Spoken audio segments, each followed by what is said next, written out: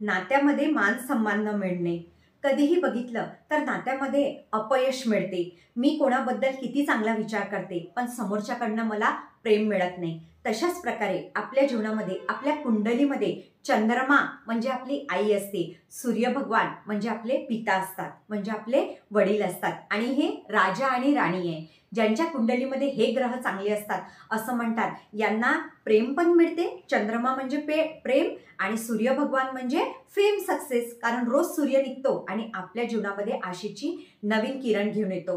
पण तुमच्या कुंडलीमध्ये जर तुम्हाला तुमचे ज्योतिष्य म्हणत असतील की हे दोन्ही ग्रह मंदे आहे, तुम्हाला फेम सक्सेस मिळत नाही, नोकरी मिळत नाही, तुमचा प्रेम विवाह होत नाही या तुम्हाला कोणाकडनंच प्रेम मिळत नाही, तर तुम्ही भरपूर काही उपाय करा।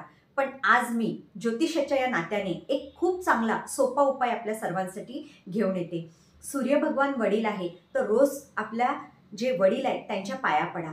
आई म्हणजे चंद्रमा आहे तर आईच्या सुद्धा पाया पडा आणि असा विचार करा की माझ्यामुळे यांचे मन नाही दुखावले गेले पाहिजे। जर आपले आई वडील आपल्या सोबत नाही पण फोटो तर असतात ना, फोटोच्या पाया पडा। कधीही अध्यात्म करायच्या आधी ज्यांनी तुम्हाला जन्म दिलेला आहे पहिले त्यांचं तुम्ही पालनहर्ता बना, त्यानंतर सगळे काही ग्रह तुमचे शांत होतील।